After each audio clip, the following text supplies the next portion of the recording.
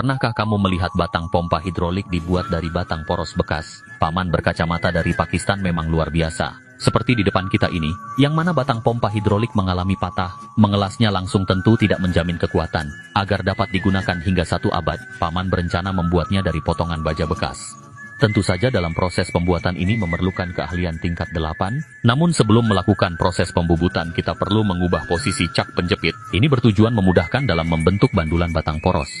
Setelah itu kita dapat meletakkan batang poros di cak, lalu melakukan proses pengikisan sederhana pada diameter lingkaran. Meskipun kali ini putaran batang poros tidak teratur, namun untuk menentukan titik tengah kita perlu menggunakan bantuan tailstock dan mata bor, melakukan pengikisan sederhana. Selanjutnya melakukan proses pembubutan pada permukaan batang poros secara bertahap. Dalam proses ini Paman yang berpengalaman sekalipun tidak bisa lengah. Sedikit saja lengah, maka ijazah Paman akan ditahan oleh seseorang. Guna menghindari kesalahan dalam pengikisan, Paman juga perlu melakukan pengukuran sederhana menggunakan mikrometer, dan menghaluskan permukaan yang masih kasar menggunakan kikir. Tahap berikutnya kita akan memproses bagian belakang batang poros, melakukan pembubutan secara bertahap. Proses ini hampir sama dari sebelumnya.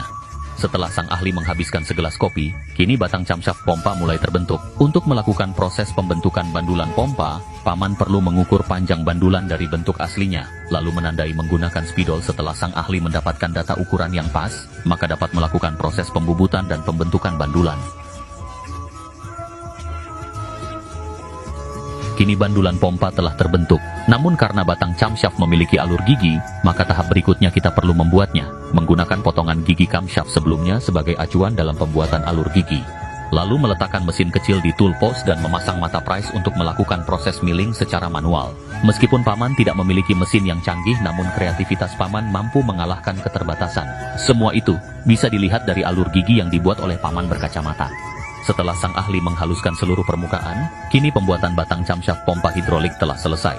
Dengan kemampuan yang dimiliki oleh Paman seperti ini, tentu saja membuat penjual suku cadang membanting HP setelah melihat video ini.